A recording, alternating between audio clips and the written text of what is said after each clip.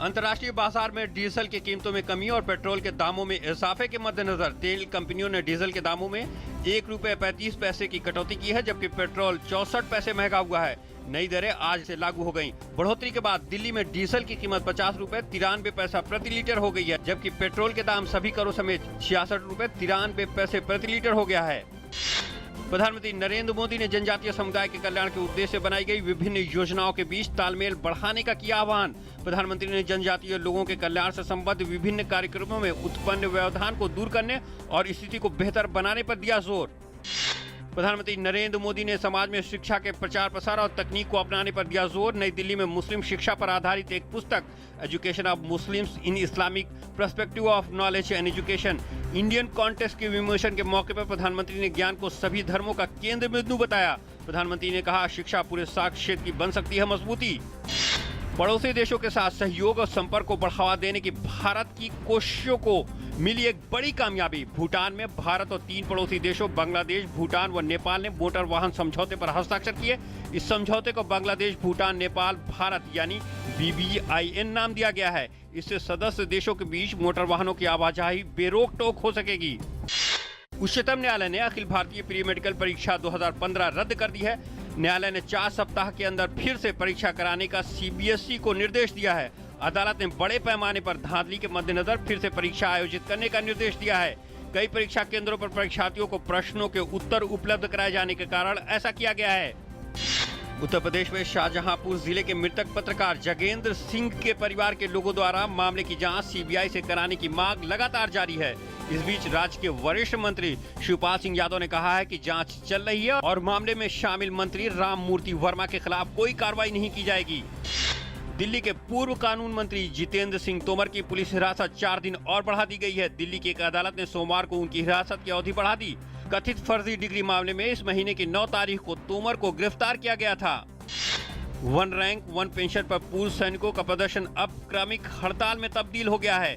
इस पेंशन योजना को लागू करने की मांग पर दबाव बनाने के लिए कल नई दिल्ली में जंतर मंतर के पास रिले भूख हड़ताल शुरू की गई।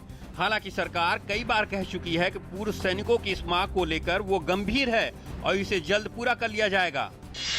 इस वर्ष गर्मियों में दक्षिणी प्रायद्वीप, मध्य भारत, पूर्वी भारत और पूर्वोत्तर राज्यों में अब तक सामान्य से 13% अधिक बारिश हुई है। मौसम विभाग के अनुसार पूरे देश को अगर एक साथ लिया जाए तो 1 जून से अब तक सामान्य बारिश 61.4 मिलीमीटर की तुलना में 69.6 मिलीमीटर वर्षा दर्ज की गई है। पूरे देश में अच्छी वर्षा के बाद पश्चिमोत्तर भारत में वर्षा में कमी केवल 1% रह गई है, जबकि दक्षिणी प्रायद्वीप में सामान्य वर्षा दर्ज की गई है। वहीं मध्य भारत में सामान्य से 18% अधिक वर्षा हुई है।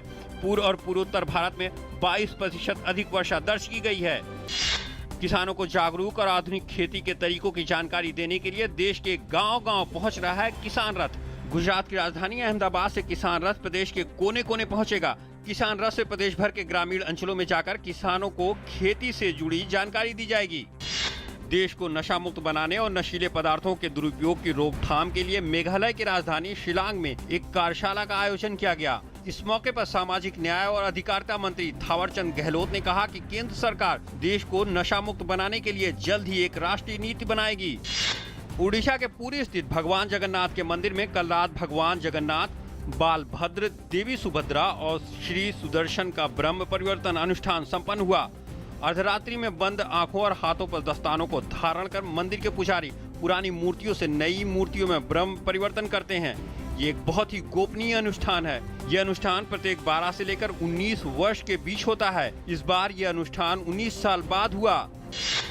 अमेरिका में फ्लोरिडा राज्य के पूर्व गवर्नर जेब बुश ने रिपब्लिकन पार्टी की ओर से राष्ट्रपति पद का नामांकन हासिल करने का अभियान शुरू कर दिया है। उन्होंने एक वीडियो जारी कर कहा है कि वो अमेरिका की दिक्कतें दूर करेंगे। 62 साल के जेब बुश पूर्व राष्ट्रपति जॉर्ज बुश के भाई हैं।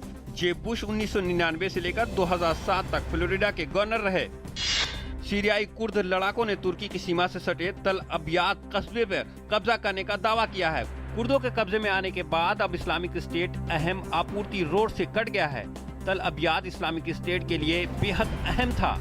ये कस्बा राका से करीब 100 किलोमीटर की दूरी पर है, जिसे IS अपनी राजधानी मानता है।